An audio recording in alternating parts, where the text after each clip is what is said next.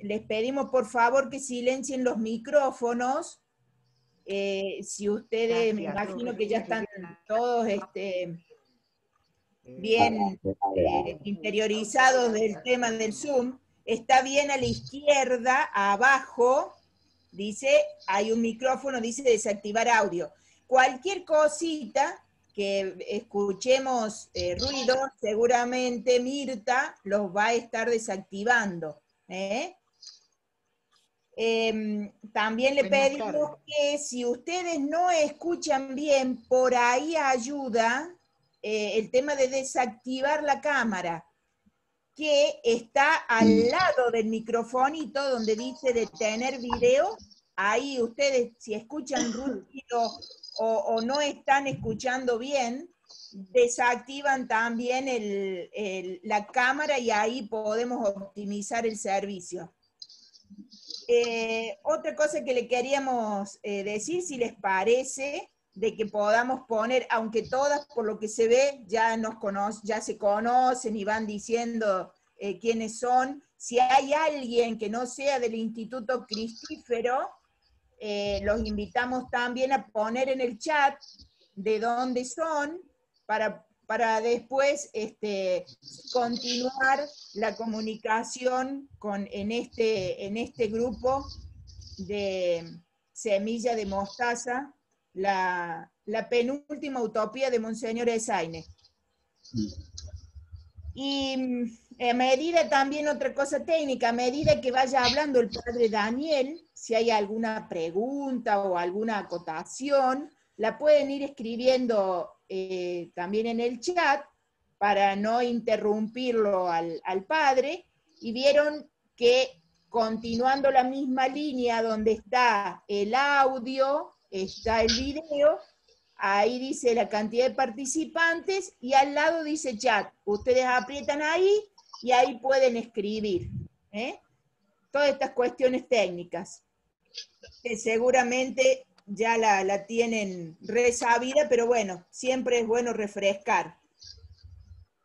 Entonces ya sabiendo todo esto tecnológico que nos hemos tenido que adaptar este año, sí o sí, le damos la bienvenida entonces y gracias por sumarse, como decía recién, a esta utopía de nuestro querido y recordado padre Monseñor Miguel Esteban Esaine, o como él decía, Miguel Esteban, ¿no? Que sin duda está feliz por ver que su inspiración, su penúltima utopía se va concretando en el tiempo, ¿no? Ahora le damos la palabra a María Beatriz Pérez, que es la presidenta del Instituto Cristífero, que en el nombre del mismo y del grupo Semilla de Mostaza nos da la bienvenida. Muy buenas tardes a todos los presentes en este espacio. Les doy la bienvenida en nombre del Instituto Secular Cristífero.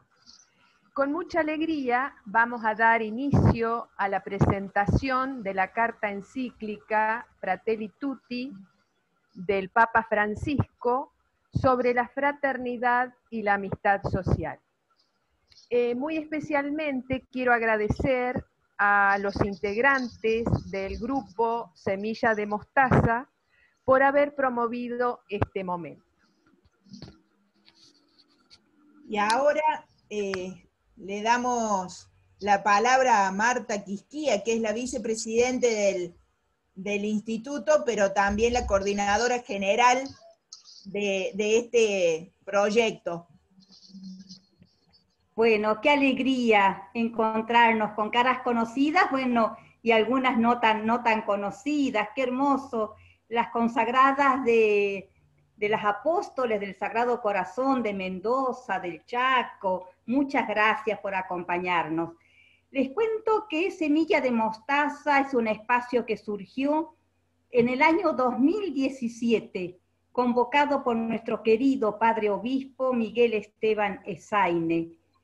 Él pensó este proyecto como una forma de formar la conciencia ciudadana, de contribuir a la construcción de una sociedad más humana y humanizante, nos decía. una sociedad de encuentros humanizadores al servicio de la amistad social. 2 años después, en el 2019, con 2 grupos, primero uno en la ciudad de Córdoba, al que pertenece María, y posteriormente uno en la ciudad de Pehuajó, provincia de Buenos Aires, comenzamos a publicar escritos con contenido social y político, en forma muy sencilla, en un lenguaje muy sencillo, popular y también ilustrados. Hoy damos un paso más, ofreciéndoles a ustedes estas instancias de encuentro y de formación virtual. Ahora nos acompaña el padre, en esta oportunidad, el padre Daniel Pelizón, egresado de Teología de la Universidad Católica Argentina y que actualmente se encuentra en el santuario de San Cayetano de Liniers. Muchas gracias, padre Daniel. Un gusto y un honor tenerlo con nosotros y le damos la palabra. Muchas gracias, María Marta. Muchas gracias a todos por la invitación que me han cursado hace ya unas semanas atrás a través del padre Carlos. Bueno, vamos a compartir esto que creo que también es un gran sueño del padre y pastor Miguel Esteban, como algunos de ustedes refirieron.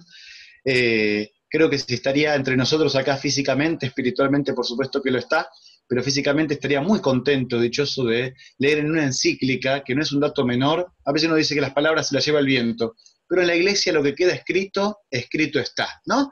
Como les dijo Pilato a los que querían que cambien la inscripción en la crucifixión de Jesús, ¿no? Y es importante lo que está escrito, porque uno puede luego citarlo, referirse, desarrollarlo, profundizarlo, estudiarlo, también meditarlo, rezarlo, y llevarlo a la acción, ¿no? Llevarlo a la obra evangelizadora de la iglesia, la misión propia para todos nosotros y cada uno de los bautizados. Esta, como bien decían, es una nueva encíclica, ¿no? ¿Y por qué una encíclica? Porque es una encíclica, es un documento entre lo que uno diría del magisterio, de la enseñanza que un papa, un sumo pontífice puede ofrecer a la iglesia, es del más alto nivel, ¿eh? Tiene el rango mayor de cuando enseña el papa, es a través de una encíclica. No hay otro tipo de enseñanza que sea mayor que esta en su persona, digamos, ¿no? Es una encíclica íntegramente escrita por él, es la segunda íntegra escrita por él. Aclaramos esto porque muchos dicen es la tercera encíclica, es verdad, pero si tenemos en cuenta que Lumen Fidei, ni bien él asumió, el 85-90% fue escrito por Benedicto XVI, ¿verdad? Ya estaba escrito, y luego salió diciendo Francisco que estaba escrito a 4 manos, es decir, 2 para Benedicto y 2 para él, terminaron de darle forma a Lumen Fidei, esta encíclica que vio la luz allá por julio del 2013. Pero hay que decir que íntegramente es la segunda encíclica escrita por él y la segunda eminentemente social, junto con Laudato Si. Esta encíclica tenemos que verla unida a Laudato Si. Imperativamente es así. No se pueden separar, no se puede ignorar la otra encíclica, y hasta creo que son hojas de ruta, de la misma hoja de ruta, perdón, 2 aristas del mismo camino que el Papa nos propone para su pontificado, ¿no? Para su programa universal como iglesia. Por eso, si en Laudato Si el Papa Francisco se ve inspirado en el santo, el poverello, el pobre de Asís, en San Francisco de Asís, así como su nombre lo inspiró aquel 13 de marzo del año 2013, cuando el cardenal Humes le dijo, no te olvides de los pobres, y él se le vino, dijo, según palabras mismas del Papa, a la cabeza el poverello de Asís, San Francisco de Asís, para elegir su nombre. Así también tenemos que decir que esta encíclica segunda de él, íntegramente escrita por él y eminentemente social como la anterior, tiene su inspiración en San Francisco de Asís. ¿De qué manera? Bueno, ante todo porque utiliza nuevamente en italiano. El título de la encíclica está como Laudato Si, escrita en italiano antiguo. La única diferencia con la anterior es que Fratelli Tutti se dice en el italiano antiguo como en el italiano actual, ¿sí? En cambio, Laudato Si es alabado seas en italiano antiguo. Si lo tuviéramos que traducir ahora al italiano contemporáneo, que vendría a ser de la Toscana, ¿no? De Florencia, digamos el actual italiano, lenguaje, sería Laudato Sia. Laudato Sia es distinto a Laudato Si, pero Laudato Si era el texto literal según San Francisco de Asís. Ninguna otra encíclica había tenido otro nombre más que en latín, digamos, ¿no? Bueno, Francisco ha querido también innovar con esto y poner las mismas palabras textuales en italiano antiguo del pobre de Asís. Y por eso también lleva este título que, como decía recién, se traduce hermanos todos, pero Francisco no quiere que se traduzca, que el título se tradujera a las lenguas. O sea, Fratelli Tutti es Fratelli Tutti, como Laudato Si es Laudato Si. Uno luego cuando va a las primeras palabras que siempre nos traducen las encíclicas, los documentos magisteriales, se nos dice que es todos hermanos, llamaba San Francisco a referirse para todos sus hermanos y hermanas, dice el Papa Francisco, ¿verdad? Bueno, se inspiró en San Francisco Asís, no solamente por el nombre en italiano, sino además porque tiene que ver con un episodio de su vida. Si Laudato Si estaba centrada y versaba acerca de el amor a todas las criaturas, a la creación, en ese cántico Las criaturas alabanza que San Francisco profería a toda la creación y alababa a Dios por su majestuosa mano que había creado todo lo que lo rodeaba, ahora Francisco de Asís se centraría en la fraternidad humana. Si algo tenemos que nosotros sintetizar al pobre de Asís es por su apertura y su alabanza a Dios por toda la creación, pero a la vez porque se cree él también hermano universal de todos. San Francisco de Asís creó un lazo de fraternidad único hasta ese momento en la iglesia, sin antes, por supuesto, uno tendría que ir al precedente, a él es el mismo Jesucristo, ¿no? Que tuvo esa originalidad, esa novedad puesta en su contexto, ¿no? De Jesús tenemos que pasar a San Francisco de Asís. Por eso el Papa ha querido también, porque si faltaba Fratelli Tutti nos quedaba una pata renga de San Francisco de Asís, digámoslo de este modo para entenderlo. Si solamente el Papa nos escribía en lo social con respecto a la creación, al cuidado de la casa común, como es Laudato Si, nos faltaba otra dimensión del Santo de Asís, y es esta, es la apertura del amor que entra en un dinamismo universal. Y para eso, veremos en unos instantes, se va a centrar en el arquetipo, en la figura arquetípica de la Biblia, del Evangelio de Lucas, del buen samaritano. Francisco va a ir a la parábola del buen samaritano para referirse a este humor universal, que entra en un dinamismo nuevo con el anuncio del Evangelio de Jesús. Hay que decir que el Papa cita muchas veces, se cita a sí mismo, cita muchos episcopados, como luego viene haciendo desde el Evangelii Gaudium, que el Papa viene citando los episcopados, y eso quiero referirme un segundo nomás, no es un dato menor. Para los que estudiamos y sabemos lo que significan, de dónde vienen las bases, las fuentes de los textos del Papa y de la Iglesia, es muy importante que un Papa, un pastor universal para nosotros, tome como citas y fuentes los magisterios locales. A veces son conferencias episcopales regionales, a veces son episcopados. Y él cita permanentemente a los episcopados. Es muy importante eso, porque quiere decir que son tenidos en cuenta las fuentes y los magisterios de los episcopados locales y regionales para luego ser incluidos en el magisterio universal. Eso es muy importante. Así que también como varios pensadores, ¿no? En nuestro país fue Juan Carlos Escanone, fallecido recientemente, el padre Rafael Tello, el cardenal Pironio. En este caso de Fratelli Tutti es el cardenal Silva Enríquez de Chile, tan famoso él, refiere una parte a él, digamos, también a poetas, ¿no? Como Vinicius de Moraes, algún poema y allí. Es muy importante lo que Francisco forja a partir de las fuentes. Algunos ya estuvo diciendo por ahí que es muy adulador de sí mismo, que es muy egocéntrico el Papa porque se cita mucho a sí mismo. Lo que pasa es que es lógico, lo que quiso el Papa ahora no es porque es una autoadulación a su persona. Lo hace para referirse que esta encíclica condensa y sintetiza todo su pensamiento social. Fratelli Tutti condensa todo su pensamiento social. Y decimos una cosa más antes de entrar de lleno a la encíclica. Si uno tiene que buscar antecedentes de Laudato Si en el entonces cardenal arzobispo Jorge Mario Bergoglio, o obispo auxiliar de Flores, o sacerdote de la Compañía de Jesús en Córdoba, o estudiante en Alemania, o provincial de la Compañía de Jesús en Argentina, no va a encontrar referencias acerca de el cuidado de la casa común. Acerca de los temas que tienen que ver con lo ecológico, diríamos así, no está referido el Papa, no ha trabajado eso. Y sin embargo nos escribió primero sobre eso en el 2015. Pero sobre esta encíclica, Fratelli Tutti del 2020, si uno busca antecedentes, va a encontrar miles de fuentes de Jorge Mario Bergoglio. ¿Por qué? Porque es un tema que él ha trabajado y le ha preocupado toda su vida. No es algo novedoso ni original para él. Si hay algo que ha trabado siempre su preocupación y su ser pastor en su esencia, son todos los temas que refieren a esta encíclica. la amistad social, la cultura del encuentro, el trabajo por el bien común y la justicia social en cuanto a dignidad, promoción y desarrollo de los pueblos, el progreso de los pueblos, tendiendo puentes de encuentro y lazos con el diálogo, armar consensos, ¿no? Es muy importante ser artífices, dice él, artesanos de la paz, que ahora vamos a hablar de eso.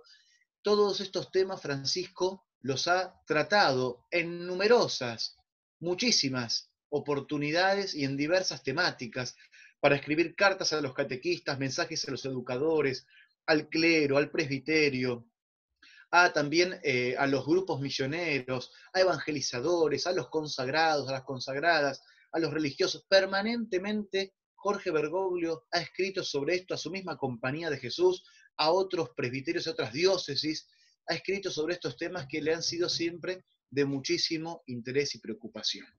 Y ahora sí, para adentrarnos un poquito en la encíclica, es una encíclica extensa, tanto como Laudato Si.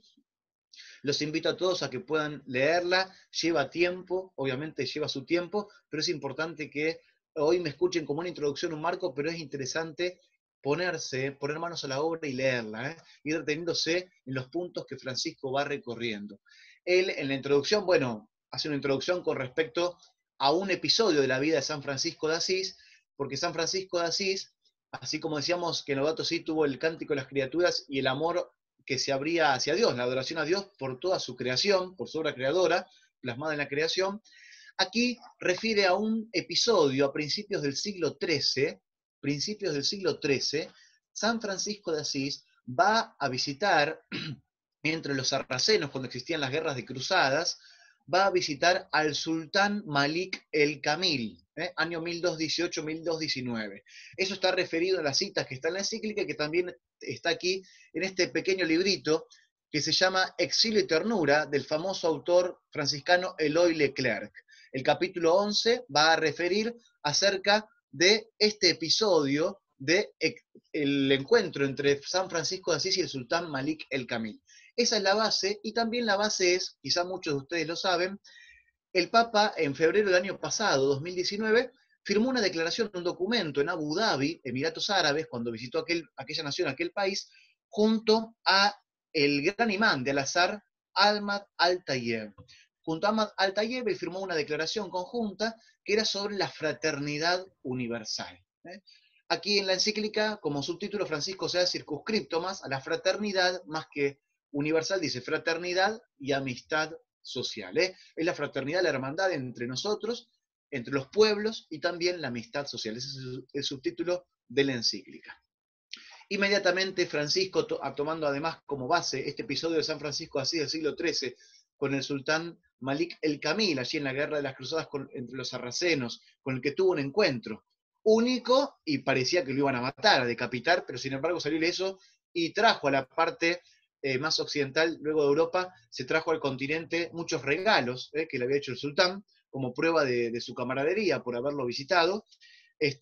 También tiene como base este documento, esta encíclica, este documento firmado, que está citado muchísimas veces, esta declaración conjunta con el gran imán de Al-Azhar, Ahmad Al-Tayeb, como decía recién, está permanentemente citada en la encíclica esta declaración conjunta. Para entrarnos, bueno, en el primer capítulo Francisco hace un diagnóstico de lo que es la realidad, ¿no? El Papa le estaba escribiendo esta encíclica y llegó la pandemia. No es que a partir del coronavirus escribió la encíclica, sino que ya estaba dándole un poco de forma, al menos quizá en su mente, en unos borradores, y llegó la pandemia, y con eso, bueno, le dio más forma todavía, ¿no? Porque si hay algo que nos dejó la pandemia en claro, es parte de esto del discurso que el Papa Francisco hizo el viernes 27 de marzo, no sé si todos recuerdan, allí solitario en la Plaza San Pedro, ese viernes ahí solo con la cruz, esta de la tempestad que había salvado a Roma, y la imagen de la Salus Populis Romani, que está en Santa María la Mayor. Allí había dicho que el mundo parecía que estaba totalmente sano, y nos hemos desnudado, y nos hemos percatado que estamos profundamente enfermos, como humanidad. Estamos muy necesitados porque pensamos que cada uno tira para su lado, rema para un lado distinto, y todos estamos en la misma barca, dice Francisco, y nadie se va a salva solo, ¿no? Nadie puede decir, bueno, eso es un problema de la África subsahariana o de la Asia septentrional, no tiene nada que ver conmigo, esa etnia de Myanmar allá del Extremo Oriente, lejos tiene que ver nosotros con los argentinos que estamos aquí en el cono sur de América, y uno dice, no, en la humanidad, también en este modo global, en la globalización que vivimos hoy en el 2020, en el siglo XXI, en la humanidad, a nivel geopolítico, no, todo nos toca y todo nos conmueve. Nadie puede decir que aquello ajeno y lejano nunca nos va a tocar. Siempre es como un boomerang esto para todos, permanentemente. ¿Por qué? Porque nada no es ajeno de lo que nos pasa como seres humanos. Estamos en una familia humana dentro de esta aldea global, como lo llaman, les gusta llamar a muchos políticos en las relaciones internacionales. Bueno, se trata de volver a ennoblecer y a humanizar nuestras relaciones, ¿no? De hermandad, de confraternidad entre nosotros. Bueno, un diagnóstico que es duro, el del Papa termina con una esperanza, obviamente, parece una utopía, pero es una esperanza, y él habla acerca de lo que el mundo parecía haber superado luego de las dos terribles guerras que nos han hecho trizas, separado como humanidad en el siglo XX, las dos primeras grandes guerras mundiales, todos los conflictos bélicos, las secuelas que dejó ello en tramas nucleares, químicas, biológicas, las masacres y las secuelas que décadas permanecieron como consecuencias de aquellos conflictos bélicos.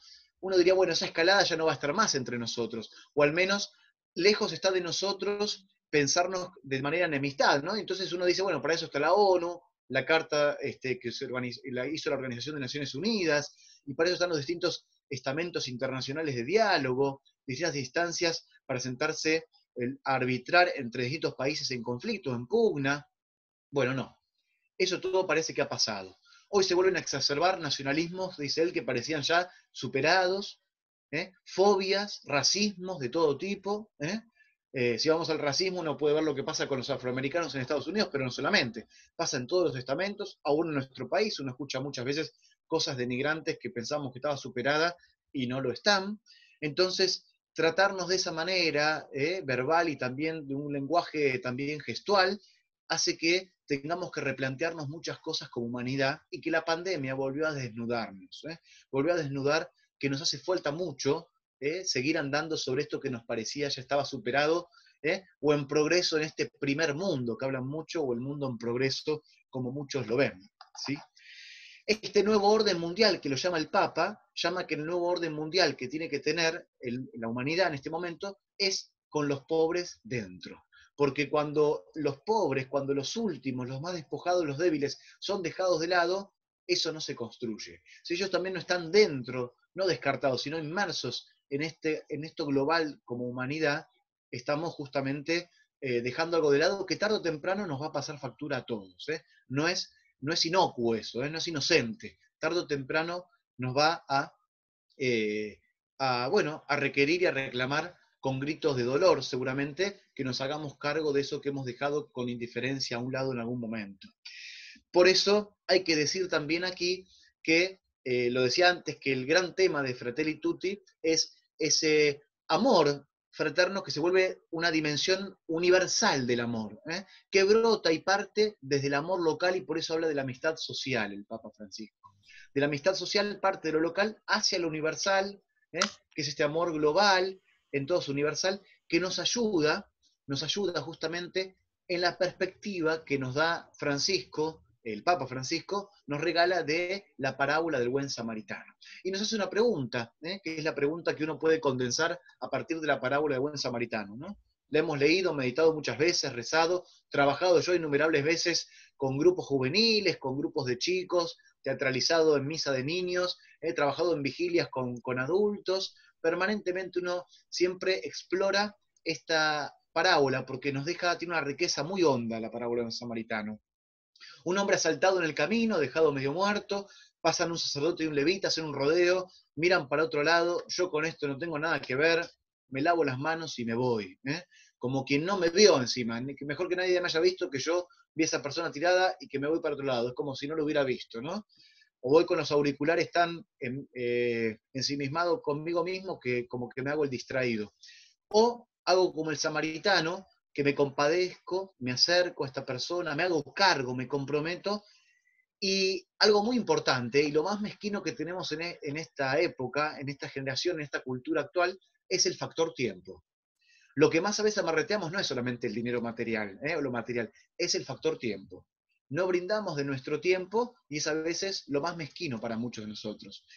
El samaritano, el buen samaritano en la parábola, nos deja una clara enseñanza. Lo que este hombre más dejó fue el tiempo. Tendría muchas cosas que hacer seguramente, sin embargo detuvo su marcha, se hizo cargo de esa persona porque no lo hizo él, lo hizo otro, pero no importó. Lo levantó sobre su propia montura, vendó sus heridas, lo cuidó, lo curó, lo llevó a una posada, a un albergue, pagó lo que necesitaba, el otro día volvió y le dijo que se iba de viaje y volvía después y le pagaba al dueño de la posada del albergue aquello que hubiera gastado de más y lo que faltaba. Uno diría, ¿en justicia tenía obligación de hacer eso? No, es gratuidad. Es el amor gratuito que se lanza hacia el amor universal. Es muy importante la gratuidad. Muchas veces la gratuidad la dejamos de lado, también nosotros como cristianos, y es un factor muy importante, preponderante, diríamos así. ¿No? Es el tema de la gracia, que es gratuita. Es dejarnos transformar por Dios, que nos lleva y nos impulsa a entablar lazos de hermandad entre nosotros, ¿no? Y entre los pueblos, la humanidad, entre nosotros para hacernos cada día más hermanos. Es por eso que Francisco hace una pregunta y nos dice, ¿qué hacemos nosotros ante esa persona? ¿Hacemos un rodeo y nos vamos? ¿O lo cargamos sobre nuestros hombros, lo ponemos en nuestra montura y nos hacemos cargo de ese problema? Y desde allí Francisco va a tratar un montón de temas en la encíclica. Migrantes, minorías étnicas y religiosas en algunas naciones que son despreciadas y perseguidas, trata de personas, la pobreza con una explotación, digamos, laboral impresionante en muchos lugares o con formas, digamos, que ya pensábamos superadas en las condiciones de trabajo que se dan, que son indignas para los tiempos que corren, luchas que pensábamos que ya estaban alcanzadas en los derechos que tienen que ver con la dignidad de las personas como trabajadores. Uno entonces dice, bueno, ¿dónde ha quedado todo eso? Francisco desnuda todo esto nuevamente y lo pone sobre lo bueno que hace él con todos, también sus discursos, sus enseñanzas anteriores, es ponerlos sobre la misma mesa en la dimensión del amor universal, del amor universal. También visto siempre desde la óptica del buen samaritano. Y por eso va a hablarnos de este amor universal que se abre a distintas realidades. También habla de la guerra justa, el tema de la pena de muerte, va a meterse también en el tema de la propiedad privada y su función social, que es dependiente del destino universal de los bienes, un tema muy característico de toda la larga tradición de la doctrina social de la Iglesia, un tema que seguramente a Miguel Esteban yo lo sé perfectamente y seguramente muchos de ustedes también, le interesaría muchísimo escuchar en este momento, aunque la supo de antemano antes que nosotros, seguramente conoció Fratelli Tutti ya, ¿no? En la comunión de los santos. Pero todo esto que el Papa va a ir regalándonos, si bien es largo, es de un lenguaje muy sencillo y nos ayuda, nos interpela permanentemente, nos estimula a salirnos de nosotros mismos, a replantearnos algunas cosas como están hoy en la Iglesia y en la sociedad en general, y a dar respuesta.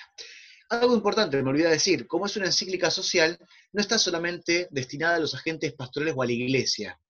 Dice, como Laudato Si, está destinada a todas las personas de buena voluntad. A todas las personas de buena voluntad. Es una encíclica que no se circunscribe a nosotros los creyentes y bautizados, no. Ni siquiera a otros hermanos cristianos, tampoco. De otras confesiones religiosas, no. Se circunscribe y se abre a todas las personas de buena voluntad. Así como fue Laudato Si.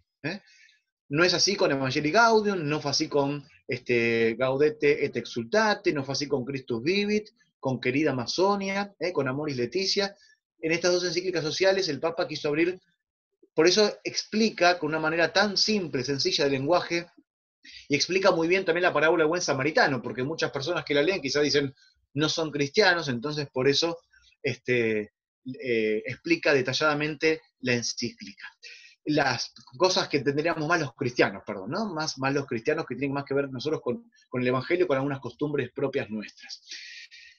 Algo interesante para decir, antes de seguir, es que hizo un tuit el gran imán de Ahmad Al-Tayeb, el gran imán de Al-Azhar, el mismo que firmó esta declaración con él hace ya casi más de 1 año y medio, casi 2 años, firmó un tuit inmediatamente, ni bien lo publicó, ni bien salió la encíclica, seguramente ya la había leído y Francisco se la había hecho llegar por cortesía antes, Y bueno, dijo algo muy lindo, dijo, las palabras de mi hermano Francisco repercuten a nivel mundial para que todos vamos a tener una conciencia viva de que somos la misma humanidad, ¿no? Bueno, ese tweet tuvo millones de likes, ¿no? De como me gusta, y millones de retweets, de respuestas, ¿eh? En el mundo musulmán. ¿Por qué digo esto? Hay un referente islámico en Argentina que fue el mismo que fue con Francisco, siempre ya cuando era el arzobispo de Buenos Aires, Jorge Mario Bergoglio, luego Francisco allá al Muro de los Lamentos, que ellos viajaron en el año 2014 a Jerusalén, y estaba allí junto a Abraham Escorca, el rabino, y se dieron los tres un abrazo, recuerdo. Este imán en cuestión se llama Omar Abud, quizás muchos de ustedes lo conocen, ¿no? Es muy conocido. Omar Abud le dijo a un amigo que conozco, le dijo, ustedes todavía, por nosotros los católicos, dice, no toman dimensión y denostan a Francisco, lo dice por los católicos, ¿no? De lo que significa que el jefe mundial musulmán, ese es el gran imán de Al-Azhar, Ahmad al-Tayeb, es el papa para nosotros. O el gran rabino sería de Jerusalén, digamos para entender quién sería para los judíos. Este gran imán es el jefe del mundo musulmán. Y ustedes saben lo que significa que el gran imán firme un tuit alabando un poco la encíclica de Francisco, porque hicieron refiriendo a la declaración que habían firmado un año y pico antes, y lo que significa para el mundo musulmán islámico que promueva la lectura, que se lea, o sea, no tomamos dimensión, decía Omar Abud, ¿no? Y creo que es verdad, no tomamos dimensión. Porque las críticas que ya hubo a esta encíclica vinieron de dentro del seno de la iglesia, no justamente de afuera. Pasa como el Laudato Si, ¿no? La han leído muchos más la gente, los agentes de la cultura y la sociedad en general, que los propios agentes pastorales. ¿Por qué? Bueno, porque a unos en Laudato Si lo tildaban de papa verde, cuando no es un tema de ecología, de una cuestión verde, sino que habla de que la cuestión ecológica, como ya lo decía Leonardo Boff, y muchas otras personas, por citar solamente a vos, pero muchísimas personas lo vienen denunciando hace 50, 40 años, el tema ecológico repercute en un tema también con la creación, para con Dios como custodio de la creación y también con los más pobres. Tiene un problema estructural en lo social como iglesia. Lo mismo hay que decir de Fratelli Tutti. Aquí hay un problema. Bueno, a Francisco acá lo han tratado de masón, porque trata temas que dice que no habla mucho del Evangelio y demás, y no. Si es una encíclica social, justamente que se abre a todas las personas de buena voluntad, no va a tratar todo el Evangelio. Para eso andá y lee Gaudete Exultate, que te va a hablar de la santidad en el mundo actual. Para eso, escuchar las catequesis que da el Papa o las audiencias que permanentemente nos dice y nos regalan los católicos, ¿no? Cuando acá se escribe algo a nivel general, pero lo mismo le pasó a León XIII en 1891 con la Rerum Novarum, ¿no? Cuando se sistematizó la doctrina social de la Iglesia, lo mismo le ha pasado a Pablo VI con la Popular Progressio, fue también tildado de masón y demás. Bueno, estas cosas hay que tomarlas a la risa, digamos, ¿no? Un poco. Y a explicar, a veces te dicen personas que son ajenas al mismo seno de la iglesia, te dicen, che, ¿por qué justamente los católicos critican a Francisco por esto? Y uno dice, bueno, porque como si nadie fuera profeta en su tierra, ¿no? También puertas adentro, ¿no? Tenemos que esperar que se digan todos los temas. Se circunscribe lo que se diga a la fraternidad universal, a la amistad social, en el campo de lo que el Papa cree con algunos tópicos que nos habla el mundo actual, ¿no? Y a este mundo también que sería el de la pospandemia, ¿no? Lo que nos va a dejar la pospandemia. Eso vale decir también para algo que el Papa trata, que es caro a él, es decir, caro es que es muy querido por él hace muchísimas décadas, que es hablar de la sana y buena política. Para Francisco, como creo que para muchos de nosotros, porque también lo fue para Miguel Esteban, yo esto se lo digo siempre a mis alumnos, y bueno, porque uno y acá, yo en el santuario lo vivo diciendo, ¿no? Porque la gente me dice, bueno, los ministros de la iglesia no tendrían por qué meterse en temas de política, dicen, ¿no? Uno escucha decir en temas, y está mal expresado eso. Lo que uno no tiene que inmiscuirse o tomar partido es por un partido político, es por hacer partidismo. Ahora, políticos somos todos seres políticos. Ya lo decía Aristóteles, todos somos seres políticos. Si alguien dice, yo no soy político, no soy política, estás amputando una dimensión que Dios te creó a vos de tu persona.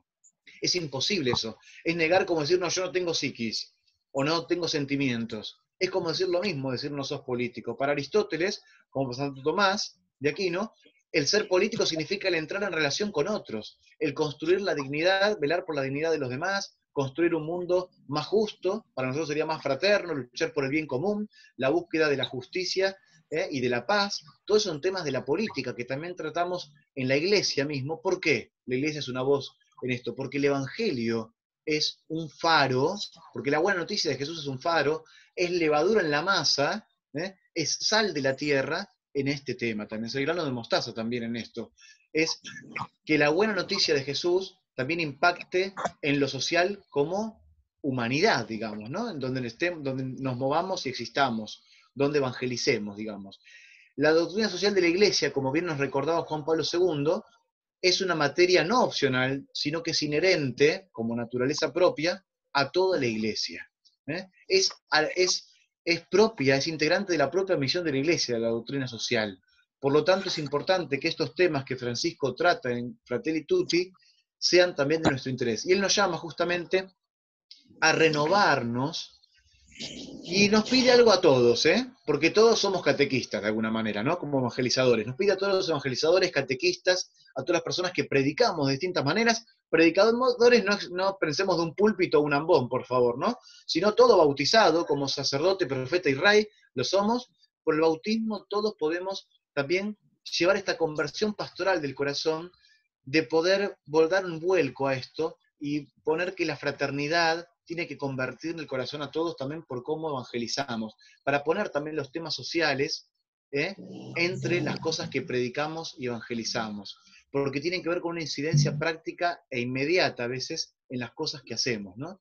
Esta encíclica no es que no tiene incidencia práctica inminente, tiene consecuencias reales inminentes para todos nosotros. Será en la propia comunidad, en la familia, en el vecindario, en el barrio, en el pueblo, en la ciudad, en la patria, en la sociedad, en los grupos en los que nos movemos, en donde solemos coexistir con otros, tienen que entrar en relación y en compromiso esta encíclica para con nosotros, como lo es la parábola del buen samaritano.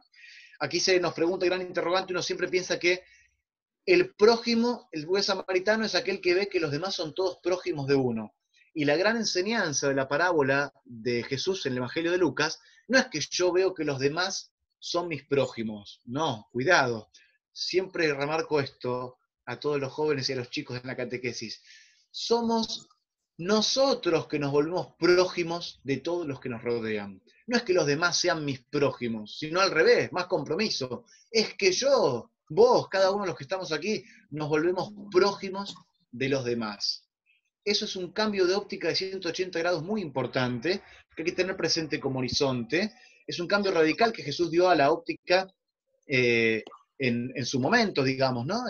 Cuando existía allí, y bueno, Lucas escuchó estas palabras y por eso las plasmó en el Evangelio que conocemos nosotros, y que también Francisco retoma y nos invita en la encíclica. Decía de la sana y buena política, bueno, porque dice que la buena y sana política el Papa llama a reformar la ONU. Ustedes miran, y bueno, pero el Papa tiene que pedir que se reforme la ONU, sí. Como jefe del Estado Vaticano tiene voz y derecho de decir que hay que reformularla. Las últimas negociaciones que se han dado como arbitraje en una mesa de negociación no tuvieron éxito, porque siempre entran en pugna otros intereses. Y el Papa Francisco algo que pide un poco a gritos en este tiempo a los líderes mundiales, dos que más se preocupan por este tema que Francisco lo tiene muy en la mira y que son dos grandes personas de la política europea, entre ellos la canciller alemana Angela Merkel y el presidente de Francia, Emmanuel Macron. Dicen, que Francisco se lo ha dicho a ellos claramente, es que la política tiene que estar por encima de la economía. Cuando los mercados especulativos invisibles manejan un poco la humanidad, hacen que todo caiga, hace que el ser humano no esté en el centro, la dignidad humana no está en el centro. Entonces, en el centro están los intereses mezquinos y egoístas de otras personas especulativas, de lo financiero, de los números, algo frío, y está deshumanizado eso. La política, la buena y sana política es la que humaniza eso. Y esto que tuvo que ver con mucha gente que también no se quiera involucrar en la política, en la sana y buena política. Bueno, la corrupción, también mucha cosa mediática que nos meten que toda la política es mala, y no es así, porque justamente eso exacerba a que nos corran a las personas que uno quisiera realmente formar o que quisieran realmente meterse en un partido, en una política, para construir realmente puentes de encuentro, trabajar por la justicia y la dignidad de los demás o por el bien común, hacen que la gente se corra, porque ¿qué joven se va a plantear hoy meterse en un partido, en política, para cambiar? O sea, esto es imposible. Argentina ya es así. América Latina es así, el cono sur es así, el mundo ya es así, nunca va a cambiar. Y no, son cosas que a uno en las capas nuestras se nos van metiendo, nos van instalando, y no tenemos que, lo último que perdemos los cristianos, no somos ingenuos ni insulsos, pero no perdemos tampoco la esperanza. Seamos mansos como palomas y astutos como serpientes, viendo que también ahí nos quieren también siempre meter la cola para sacarnos y corrernos de lado, y que no tenemos una voz para decir. En el último capítulo Francisco habla de que las religiones, no solamente los científicos, dice él, y el mundo profesional, tienen algo para decir en el mundo, eso es muy importante, sino que también las religiones podemos enseñarle algo al mundo. Tenemos una sabiduría de algunos milenios y de años para enseñar. Tuvimos muchísimos errores. Uno, las cruzadas, que recién dijimos aquí, citamos aquí por el episodio de Francisco Asís y el sultán Malik el Kamil, allí por el siglo XIII. Y muchísimos temas con la Inquisición, con las guerras de religión en Europa. Obviamente podremos hacer una lista innumerable de los errores que tuvimos, pero también tenemos una voz para aportar algo al bien común de la sociedad y del mundo hoy, ¿no? El Papa lo requiere y se lo reclama porque ve que siempre las religiones están vistas como oscurantistas y dejadas de lado, ¿no? Bueno, un día visitamos al Papa, me da un librito, todo muy lindo, me saco la foto, pero ya está, diríamos, de los grandes, de los primeros ministros o los políticos, ¿no? Lo que él reclama es un nuevo consenso en Naciones Unidas con una reforma que tenga a través de un orden mundial nuevo que tenga a los pobres, a los últimos, en el centro. Bueno, para ello va a recurrir también a hablar, como decía, acerca de lo que la pena de muerte, no sé si todos están interiorizados y familiarizados, pero hace unos meses atrás ya Francisco, antes de la pandemia, creo que fue el año pasado, si mal no recuerdo, hizo modificar el catecismo de la Iglesia Católica, porque el catecismo tenía como algún caso de pena de muerte, se modificó y ahora decimos que para siempre, nunca más, decimos que la pena de muerte es una opción. Es una voz clara y firme de la Iglesia, y quedó claro magistralmente en Fratelli Tutti, que estamos totalmente en contra de la pena de muerte y que vamos a luchar como Iglesia, junto con otros estados, para que sea abolida totalmente en el mundo. ¿Y a qué recurre el Papa para decir esto de la pena de muerte? Porque alguna familia que aún, por ahí me dirán, bueno, pero alguna persona que a la hija o a los hijos los violaron, atentaron, mataron personas, se sienten como dichosos de que hayan matado a esa persona que hizo un daño, al violador, al homicida, ¿no? Bueno, que siempre eso genera más violencia, ¿no? Y lo que dice el Papa es que va a un principio muy importante de la doctrina social de la Iglesia, la dignidad universal de cada persona. Si yo esa dignidad infinita, porque todos somos criaturas a imagen y semejanza de Dios, Padre, eso tengámoslo en cuenta. Si todos somos creados por el mismo Dios, nadie puede tener la tutela o la palabra de decir que acá se firma una pena de muerte, no. Lo encerraremos. Eso era antiguamente cuando se podían escapar de más. El sistema actual, si uno quiere, cuando no se permite, no sale más la persona. Entonces lo que dice él es, con los mecanismos que tenemos hoy, el Papa se funda también en muchas cosas de derechos humanos, también de la ONU en esto, para decirlo, dice, la pena de muerte ya no puede tener una voz que siga, digamos, hay que trabajar por su abolición. Bueno, lo vuelve a reafirmar aquí. Si no le negamos la dignidad al más miserable, diríamos, de los homicidas, con el cual una nación condenaría a un Estado de Estados Unidos, pongámosle, condenaría la pena de muerte. Si no se lo negamos a esa persona la muerte, porque es digno, no se lo vamos a negar a nadie. Ni al niño por nacer, ni al más pobre, ni a nadie. Todos son dignos de estar en este mundo. No nos podemos arrogar nadie el derecho o un deber de sacarle la vida a otro. Nadie. Como no se lo saco a uno, no se lo voy a sacar a otro. Pone un 100% todo el lapso de la vida para decir que no estamos autorizados a eso y a trabajar, es más, a abocarnos contra la pena de muerte como Iglesia. Da un paso más, Francisco, y va a hablar de ser artesanos de la paz, artífices de la paz. Ustedes saben que es como la confianza, ¿no? Uno la confianza en una persona la construye días, meses, años, tarda mucho, ¿no? Pero quebrantar esa confianza a veces es una mentira que le dije, ¿no? Y se terminó. Y ya digo, bueno, esta persona no creo más, es cínica, es ladina, no sabe, no es mentiroso, es falso conmigo porque esta persona yo le conté tal cosa, me traicionó, me dio un puñal por la espalda, ¿no? Entonces escuchamos esto. Bueno, con la paz pasa lo mismo. Son años y años de trabajo, de negociaciones, de diálogo, de consensos, de arbitrios.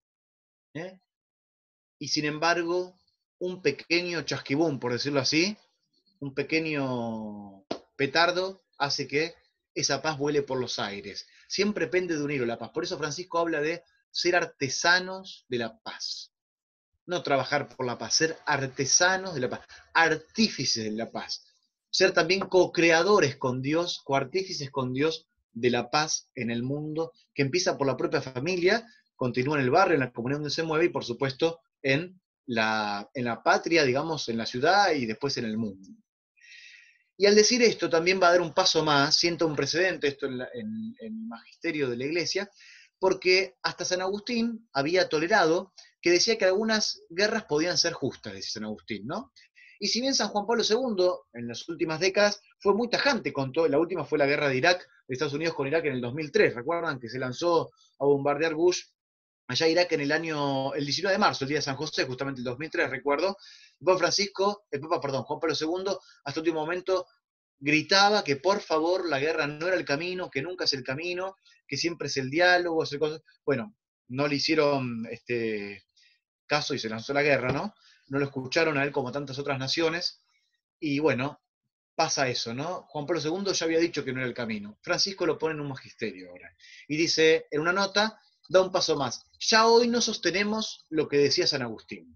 O sea, si algunos católicos te decían, bueno, pero San Agustín dice tal cosa y siempre queda la guerra preventiva, ¿eh? No la legítima defensa, porque la legítima defensa, sí ahí entran en la legítima defensa, digamos, nos invaden a nosotros ahora, tenemos alguna manera legítima de defendernos, ¿eh? Ahí no entraría esto de la guerra justa. Pero la guerra, esto que se llama preventiva, que hemos conocido en las últimas décadas, es atroz, porque se ve como guerra preventiva y dice, bueno, como este seguramente tiene algo, vamos a atacarlo y aniquilarlo.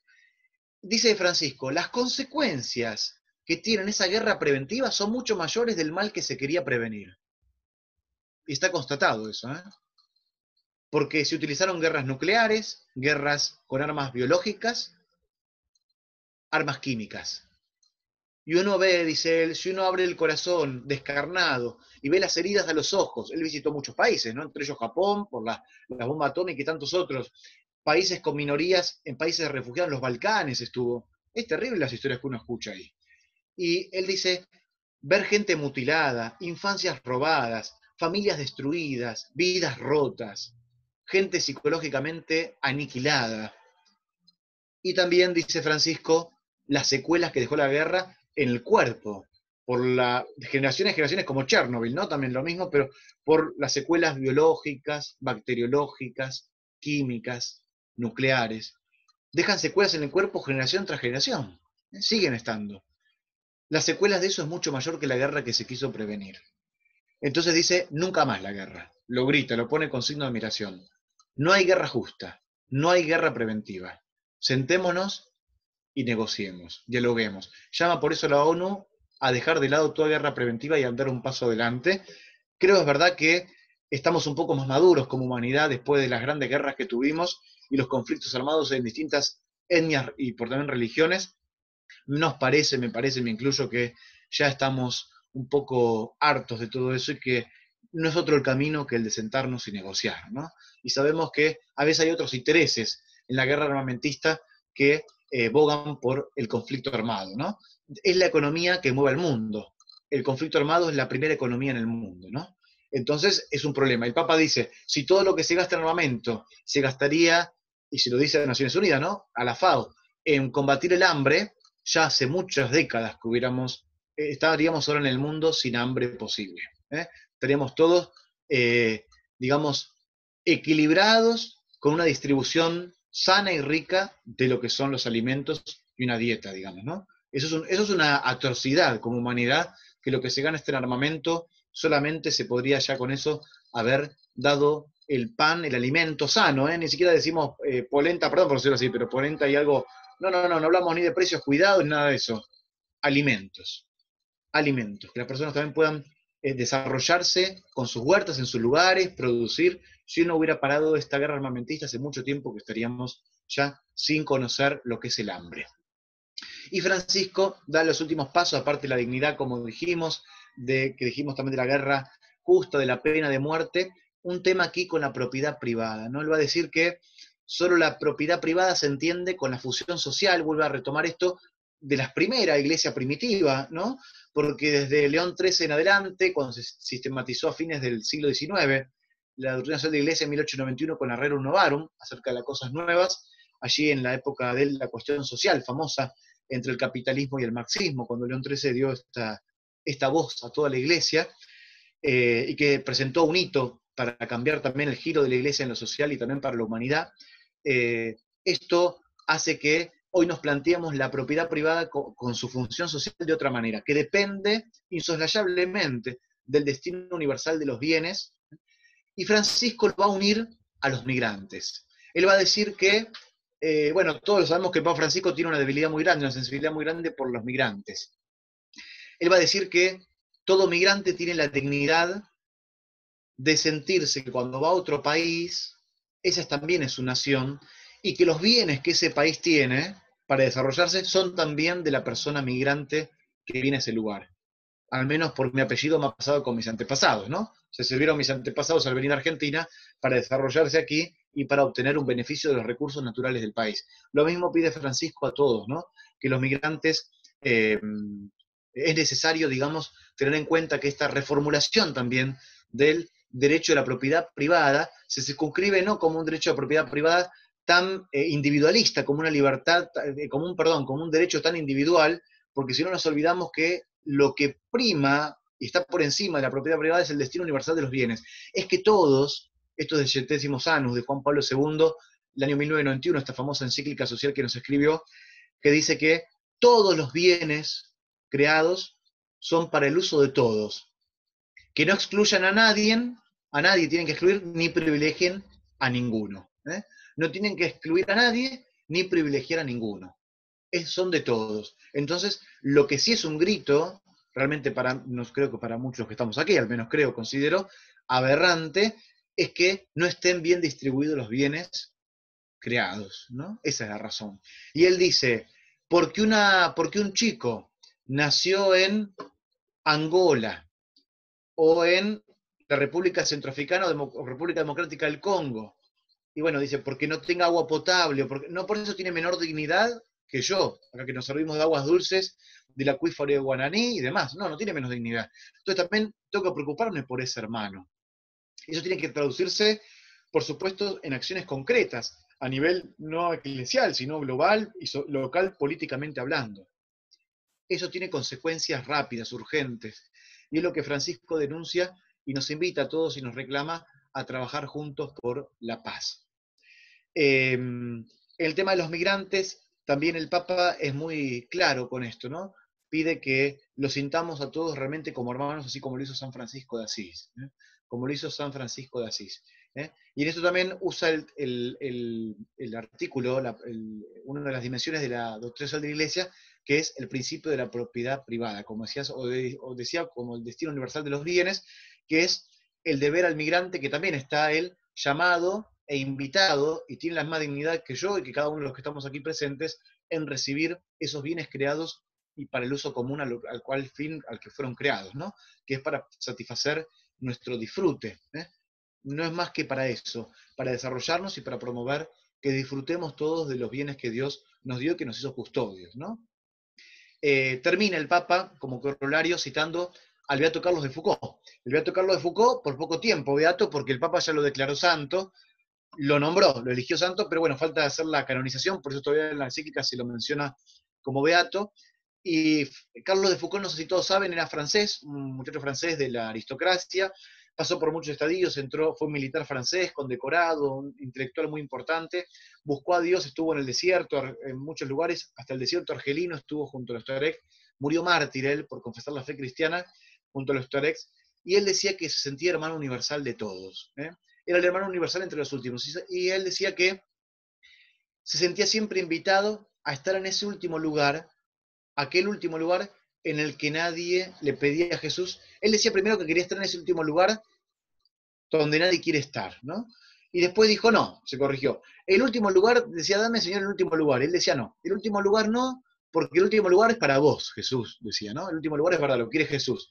En cambio, pero sí dame el último lugar en aquel que nadie quiere estar, en el que nadie, bueno, Carlos de Foucault quiso ese lugar y nos invita a todos a hacerse hermano universal, hermano de todos, desde los últimos, desde los más débiles, desde los más necesitados. Desde ahí vamos a hacer realmente una proeza y vamos a cumplir este sueño, que puede ser una realidad y debe ser una realidad para los cristianos, como levadura en la masa, como fermento en la masa, como sal de la tierra y luz del mundo, que es construir una sociedad a partir de la voz de la Iglesia y de nuestras manos extensivas, por gracia de Dios, siendo instrumentos y servidores de paz y de justicia, de un reino más acorde con esta realidad tan injusta social que vivimos, un reino más acorde al Evangelio, y que eso tiene que ver con nuestra propia, nuestra disposición con la gracia para decir, me decido, Señor, transformarme para ser un instrumento de tu paz en este mundo, ¿no? Para ser un agente que construya puentes de encuentro y no muros, para ser un agente que trabaje por la dignidad y el bien común de todos.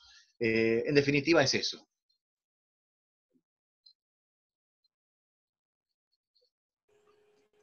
Padre, te agradecemos la claridad de la explicación y la claridad de los conceptos que nos has vertido en esta encíclica hermosa que nos ha dado el Papa Francisco. Algunas acotaciones y preguntas también en el chat nos dice, Cristian, nos volvemos próximos con los otros. Ver al otro como próximo es una invitación a reconocer el rostro del Señor en el otro y al mismo tiempo que si Jesús es el centro de nuestra vida, con nuestro accionar lo podamos reflejar a los demás. Y esto también está unido a otra acotación que dice, no somos nosotros el centro de la relación con el prójimo, sino al revés, es la necesidad del otro la que nos constituye en prójimo, ¿no? Y eso creemos que es una arista central en la encíclica, ¿no? Así es, porque se resume de una manera puedo decir, muy sucinta, ¿no? Sucintamente es, adoramos a Dios, que se traduce en el amor a los hermanos, haciéndonos prójimos de ellos, obviamente, como decían bien, por sus necesidades. La necesidad del otro hace que yo me vuelva prójimo de él, no el prójimo mío, sino yo prójimo de él, me haga prójimo y próximo a esa necesidad del hermano o de la hermana. Y entonces es la adoración a Dios, pero ahora también es ese amor, ese dinamismo de amor universal que se vuelca a los demás, ¿no? Haciéndome yo prójimo del otro. En el fondo sería como decir, sin Laudato Si, fue como, digámoslo, no es así estrictamente, pero una adoración a Dios por la creación que nos dio y nos llamaba a ser custodios de esta casa común que habitamos y que no nos alarmemos después cuando ya sea muy tarde, y para velar y dejarle no una hipoteca a las generaciones futuras. Ahora se nos invita a amar a todos sin extremo, volviendo ese amor local a universal, como decía antes, entrando el amor en un dinamismo nuevo universal con respecto a todas las criaturas, que tiene que ver mucho al ver al otro como hermano mío. Porque el buen samaritano, no nos olvidemos que la parábola tiene riquezas que uno puede exprimir permanentemente, ¿no? Pero era un samaritano, un extranjero. Étnica y políticamente era odioso para un judío, y si teníamos que hablar de lo religioso, era impuro que se le acerque y lo ayude justamente un samaritano, ¿no? Entonces, ante el doctor de la ley le decía, bueno, ¿cuál es el mandamiento principal? Jesús le responde, y le dice, bueno, para justificar su intervención, el doctor de la ley le pregunta, ¿y quién es mi prójimo? Ahora yo le pregunto, ¿Jesús respondió según las coordenadas que le hacía este maestro judío quién era el prójimo? No, en el fondo no le respondió, le dijo una parábola y le dijo, hermano, sos vos que te haces prójimo de los demás cada vez que hay una necesidad, como recién decíamos, ¿no? Y es cierto, eso es muy importante, y Francisco nos llama a prestar en realidad es el evangelio mismo, ¿no? Es evangelio puro, pero nos llama a tener mucha... a los cristianos, y también lo digo porque muchas personas de buena voluntad no conocen la parábola del buen samaritano, ¿no? Aún muchos católicos no conocen, quizás están bautizados, sino no conocen la parábola del buen samaritano.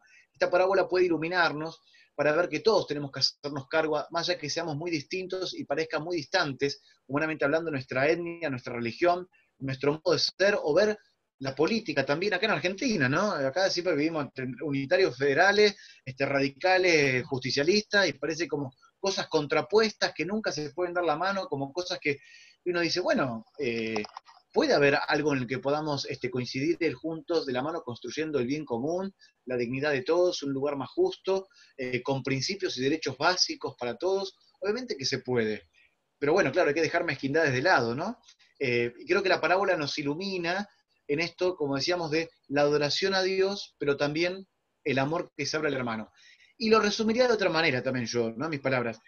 Es adorar a Dios en el hermano ya, ¿no? Es adorar a Dios ya en el hermano. Porque es también ver a Dios en los otros, ¿no? Que el otro es también mi prójimo, ¿eh? Y que ese prójimo, que es el otro, es también, esto del Evangelio del domingo pasado, ¿se acuerdan?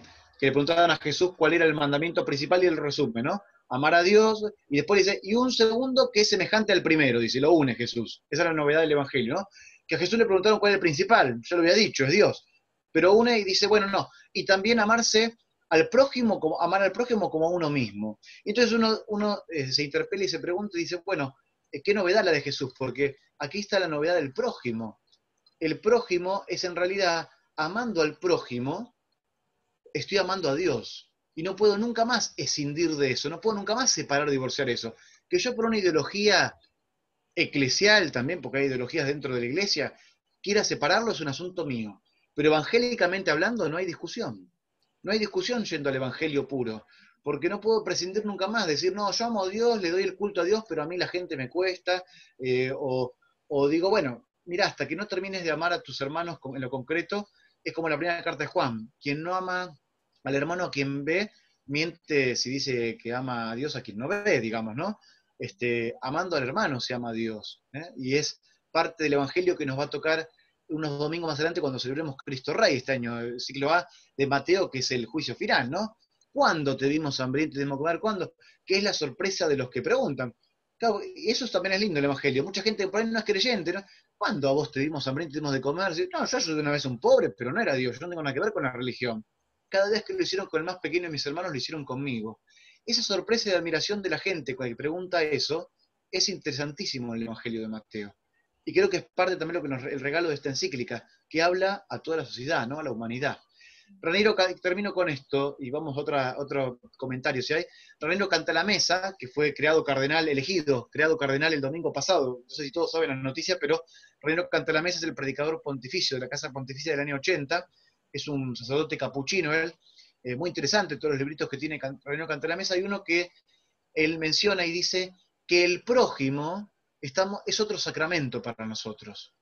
Que el prójimo, el que se hace necesitado ante mí, yo me vuelvo prójimo, dice él, es otro sacramento. Es decir, se vuelve un sacramento, el más cotidiano de todos, dice. Para muchos es la Eucaristía, perfecto. Para otro, el sacramento también puede ser la palabra de Dios.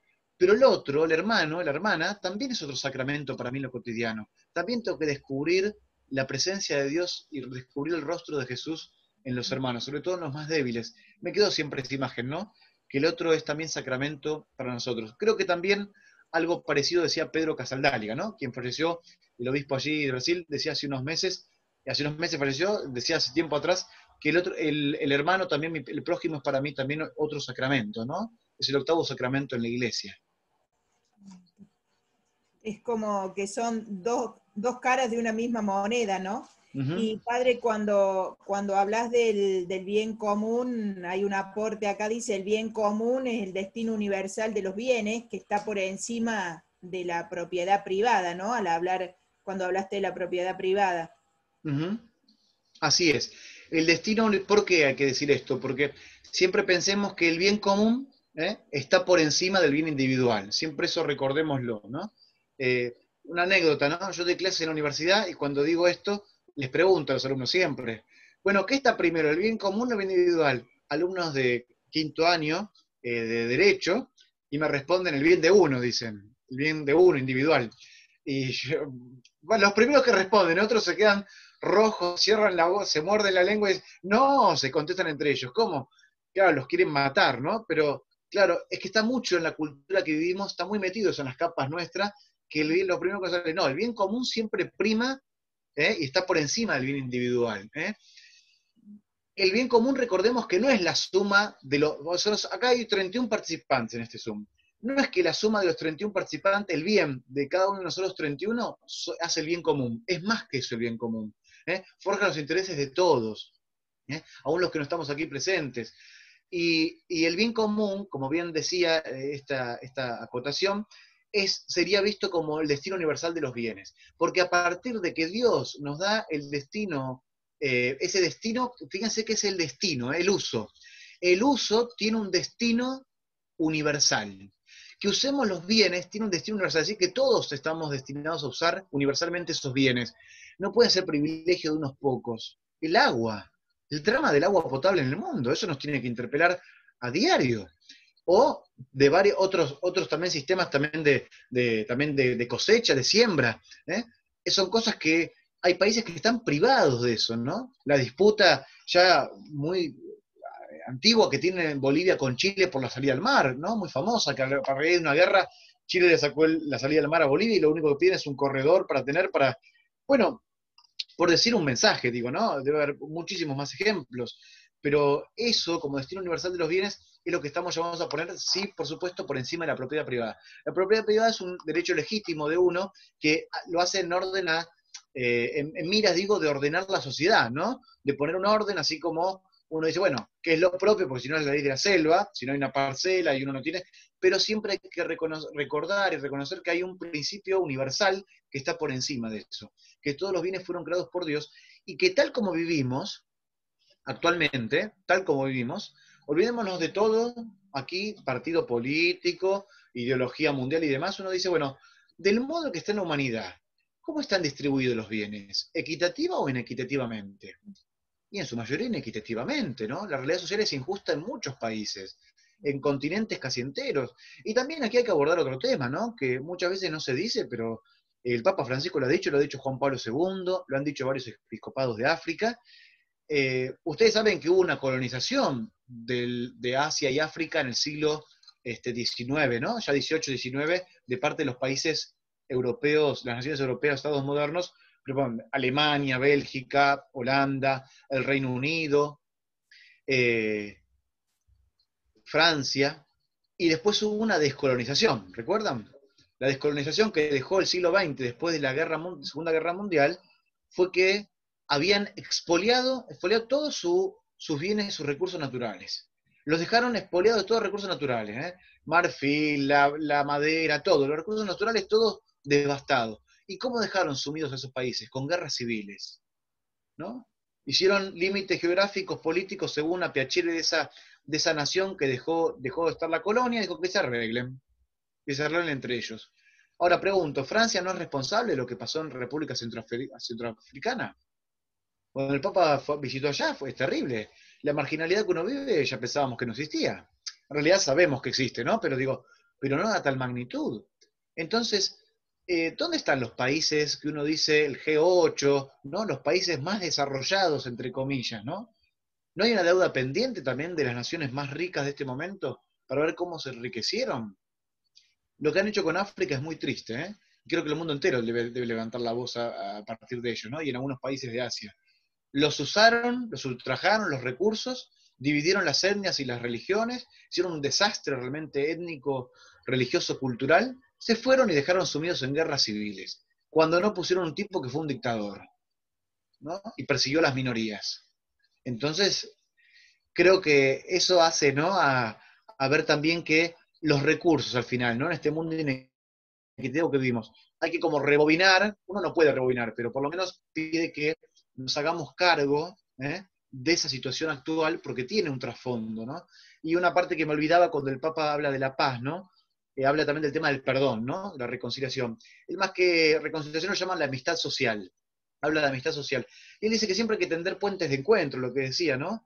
Y que una de las cosas que no tenemos que tener, digamos, que poner, todos, ¿no? La iglesia solamente, sino todos, él dice que visitó muchos países, ¿no? A partir de lo que vio las minorías y demás, cuando dice la gente, bueno, pero esto es una herida muy vieja del pasado, olvidémoslo, perdónense, ya olvídenlo y demás, y él dice, no digamos a la gente que se olviden, porque el verdadero perdón, y para nosotros los cristianos también, ojo, porque a veces también cometemos este error nosotros los cristianos, creemos que el verdadero perdón es aquel que olvida. No, somos tontos si olvidamos. ¿Por qué? Porque si viene una persona que me dice que fue abusada, sometida, psicopateado, manipulada por esta persona que es abusador, digamos, ¿no? Un acosador. Yo digo, bueno, perdonar, es una sanación, pero de vuelta la persona lo viene a ver, la persona cae en sus garras, yo no tuve que pedirle que se olvide. Lo que tuvo que hacer esa persona, ¿qué es interiormente en el perdón? Un trabajo de sanación interior de las heridas. No olvidarse, es decir, tener memoria, no significa no perdonar. El verdadero perdón, y el más auténtico, pleno perdón cristiano, para nosotros los cristianos, es aquel que no olvida, el que tiene memoria, pero una memoria que es sana. ¿Sana en qué sentido? Que no guarda ningún resquicio del corazón con un grado de resentimiento, ni de odio, ni de venganza, ¿se entiende? Es decir, a ver, el olvido que dice, no hay más olvido y ahí tiene que haber, como clamando venganza a los demás. Bueno, ese no es el olvido que está refiriendo el Papa, digamos, no, ni el perdón. El perdón cristiano es aquel que tiene memoria de lo que aconteció, de lo que le pasó a las personas, a pueblos, a sociedades, también a nosotros como nación, para no olvidar y repetir los mismos errores en el futuro, pero a la vez el verdadero perdón no olvida, pero se reconcilia, vuelca en amistad social a partir de vencer ese veneno, porque deja un veneno siempre el resentimiento y el rencor, para poder vencerlo en que sea artífice de paz, digamos, también, ¿no? Qué interesante, padre, lo que decís, es un desafío muy grande, ¿no? Y con respecto a esto que decías del bien propio, del bien individual y del bien común, ¿no? Hay alguna pregunta que dice, creo que en general no se han explicado las consecuencias del liberalismo. Hay muchos cristianos que no lo entienden. Bueno, puede ser que haya muchos que no lo entienden, también hay que hacer aquí una culpa, y bien lo dijo la misma persona, no se ha seguramente profundizado en eso, no hemos, en la catequesis, por eso el Papa llama eso que les decía antes, ¿no? Que todos como bautizados, en las catequesis, de nuestros programas pastorales, nuestras misiones, también pongamos, él dice en la predicación, que es la evangelización misma, vuelvo a decir, no desde púlpito a un ambón, no pensemos que es la homilía, es el momento de también poner dentro de ese programa evangelizador los temas sociales. Y un tema social es este, ¿no? El liberalismo que exalta sobre todo las libertades individuales, ¿no? Pero la exalta de tal manera la libertad individual que nos olvidamos justamente del entramado del conjunto social. ¿No? Nos olvidamos que somos hermanos, nos olvidamos de ese destino universal de los bienes, nos olvidamos de eso. Y a veces hace, ¿no? Esto es una opinión mía muy particular, pero a mí la verdad que la realidad, hace muchos años creo que la realidad hace y me da la razón para esto, para pensar esto, que ponemos una ideología por delante de nuestra fe, ¿no? Podemos poner una ideología por delante de nuestra fe. Y entonces, porque todavía no hemos dejado que nos interpele realmente el Evangelio, ¿no? Cuando el Evangelio nos interpela, uno entonces me dicen, bueno, pero ¿qué? ¿Entonces comunismo el Evangelio? No, porque viste, vos decís enseguida que no es liberalismo, y es comunismo, entonces no, nadie dice que sea comunismo. Porque el comunismo, ¿en qué basa su programa? En la lucha de clases. Y acá el Evangelio, nosotros o el Papa está diciendo en la doctrina social de la Iglesia que hagamos lucha de clases. No, nunca dijimos eso. Sí decimos que la realidad social es injusta y que tiene que haber un cambio y un nuevo orden mundial. Y que es injusta, que es inequitativo la distribución de la riqueza como está en el mundo. Pero nadie está diciendo que le saquemos, tomemos tierras, prendamos fuego a las personas y le robemos. No, nadie llama acá a hacer Robin Hood y eso. Nadie dice eso. Pero sí que nos sentemos y redistribuyamos. Por ejemplo, con el ejemplo que puse de África recién, ¿no? Bueno, hay ciertos países que tienen que sentarse a la mesa y decirle a esos países, miren, no solamente les condonamos la deuda a ustedes, sino que les restituimos parte de lo que les robamos. A uno me podrá decir, pero ¿cómo que le robaron, padre? Y bueno, ¿cómo lo queremos llamar a eso? Los dominaron, se llevaron toda la riqueza, los esclavizaron con mano de obra barata y después hicieron lo que quisieron para que llevarse los bienes. Y hoy también, digámoslo, ¿no? También por su propia sabiduría, no lo niego, pero Francia, Alemania, el Reino Unido son lo que son en parte por lo que han saqueado a otros países.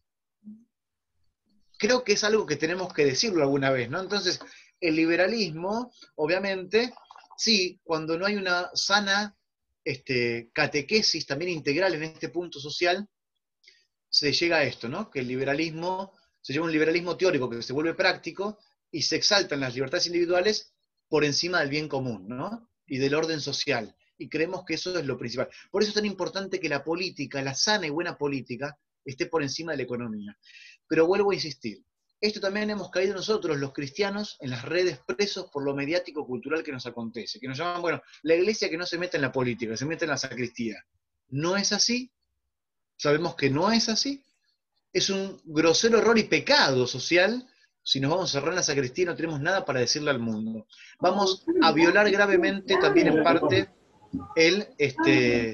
el Evangelio social y también parte de lo que las enseñanzas que el Evangelio nos enseñan, ¿no? Por esto mismo. O sea, porque hay que tener en cuenta que tiene una incidencia práctica inmediata el Evangelio con respecto a lo social.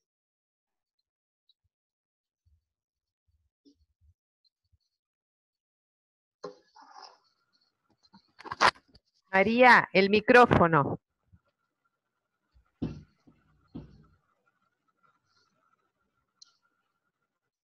Sucede siempre. Ahí está. Con respecto a esto que estás diciendo, hay una pregunta, dice, si podrías explicar un poquito más cuando hablaste de la reformulación de la ONU. Creo que viene, me parece que es lo que estás diciendo, ¿no? No sé si podés agregar algo más. Sí, sí. Bueno, lo que dice el Papa es justamente esta invitación a la ONU, que es lo que hace un ratito decía, que es reformular la ONU, significa que necesita, sí, a ver, la ONU tal como está hoy, podremos sacarnos muchas fotos, selfies, ¿vieron? Destinar muchos recursos para que haya gente bien trajeada ahí como embajadores, gastando bastante recursos de varias naciones para mantener eso, pero como incidencia práctica es casi nula. Porque los conflictos armados, hay arbitrajes que hay de por medio en el cual no tienen incidencia, no tienen incidencia. Y entonces, ¿pero a qué se basa el Papa también? Porque dice esto, la economía tomó el lugar preponderante de la política. Y eso es una alarma para mí, ¿no? Una alarma roja muy importante en la sociedad en la que vivimos en el mundo actual. La economía tomó el lugar de la política. Y cuando la economía toma el lugar de la política, no es la economía la que va a resolver los conflictos, no es la economía la que va a resolver las negociaciones y demás. Bueno, y aparte una economía enmascarada con algo, digamos, totalmente, como decíamos, especulativo y financiero, digamos, ¿no? Donde a partir de una especulación financiera, donde una persona sentada en su casa puede ganar millones y millones, digamos, de esa manera, otros tienen que salir a trabajar con salarios indignos, digamos, ¿no? Y bueno, hace estos desfasajes culturales, ¿no? Y actuales en las sociedades nuestras modernas. Entonces el Papa lo que pide reformular la ONU es con respecto a eso, ¿no? Reformularla con respecto al lugar que ocupa la sana y buena política, a recuperarla para darle fuerza también a los tratados internacionales. Acá hablando de migrantes, porque el Papa denuncia a los migrantes hace rato, la trata de personas, el tema de las guerras, las minorías que son perseguidas, étnica y religiosamente, ¿no?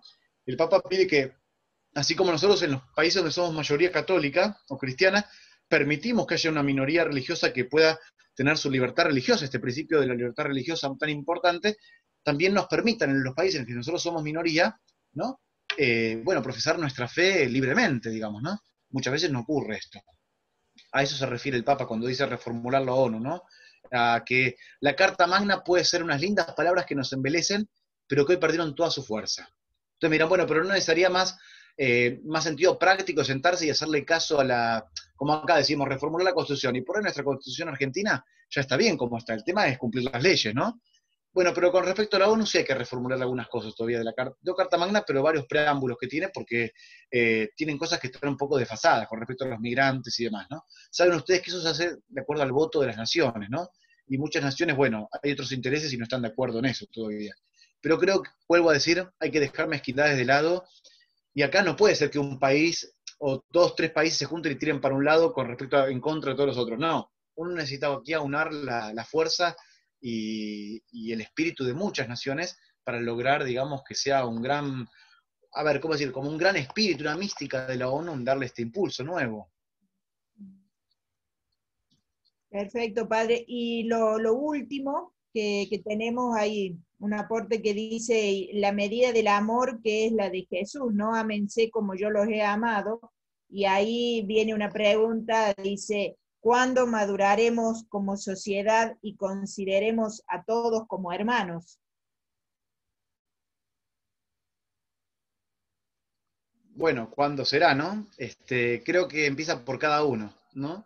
Empieza por cada uno en el trabajo que hagamos cada uno en el lugar que nos toque, desde nuestra familia, nuestro pequeño trabajo pastoral, como semilla, como grano de mostaza, como decía, como levadura en la masa, pero también en la sociedad, obviamente, y también pero con el testimonio propio. Como decía Pablo VI, Evangelii Nunciandi, el mundo de hoy, más que tantos maestros que declamen o expresen, necesita más testigos que vivan las cosas, ¿no?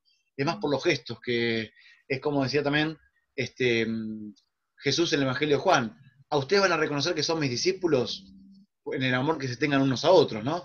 No en cuanto evangelicemos o repitamos citas bíblicas, sino o cosas endulzadas que digamos espirituales, sino más bien en el amor que nos tengamos, ¿no? Es el testimonio, pero en ser instrumentos constructores de paz, de encuentro, trabajar por la justicia social, eso es muy importante. Creo que sí, a ver, uno lo ve hoy en nuestro país y dice, bueno, qué lejos que estamos, ¿no?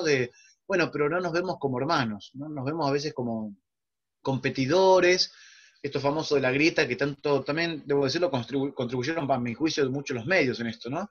Y le sirve, el tema de la grieta le sirve a unos pocos para hacer negocios, digamos, ¿no? No de los medios solamente, sino de distintos bandos partidarios para sacar tajada con respecto a esto, ¿no? Para ver al otro como amigo o enemigo, ponerse los dos como siempre conviene que haya polos opuestos muy, muy bien marcados en esa grieta para sacar tajada, ¿no? Que no haya un tercero que venga a desmarcar eso, ¿no? Y es un poco de manipulación, ¿no? Que hay detrás. Bueno, cuando también como sociedad entramos en esa espiral, se logra la violencia, digamos, ¿no? Verbal, gestual, física también, ¿no? Es cuando hay que tener mucho cuidado y prender las alarmas, ¿no? Pero cada uno es promotor de paz, de dignidad, y trabaja y edifica el bien común desde el pequeño lugar en que nos toque estar, digamos, ¿no? O que se nos ha confiado como misión. Perfecto, padre, acá ponen excelente, muchas gracias, muy claro. Le damos la palabra ahora a Ana María, también es del Instituto Cristífero, y yo al final les pido disculpas a todos, no me he presentado, soy María Manfredi, del grupo de Córdoba de la Peperina y la Priti, ¿vieron? Yo soy virgen consagrada, y bueno, en esto el padre Zaine me metió en esto, realmente no sé cómo, pero bueno, a través de Chabela es la responsable de que yo haya llegado a esto, así que le doy la palabra ahora a Ana María, que va a hacer el cierre del encuentro. No sé si hay alguien más que quiera agregar algo. Acá dice Mónica, dice gracias, muy esclarecedor para profundizar y vivir. Realmente ha sido sin desperdicio, padre, te agradecemos mucho. Muchas gracias a ustedes por la invitación. Bueno, concluimos entonces esta conferencia. Le agradecemos mucho, padre Daniel, por su valiosa exposición y las aclaraciones a todas las preguntas y a todas las personas que han participado. Los invitamos a leer los materiales que semanalmente se publican en Facebook, en Instagram, en Twitter y en el blog de Semilla de Mostaza. Y también ahí va a estar la grabación de esta conferencia. Muchísimas gracias a todos y que tengan muy buenas noches. Gracias. Muchas gracias, padre Daniel. Gracias, padre. Excelente. Gracias, Excelente. Gracias a todos. Gracias. Ya me está zafando. De países y de esperanza.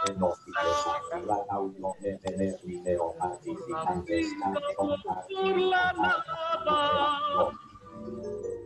Hablo de cambiar. Encíclica. Adiós. La tele tutti.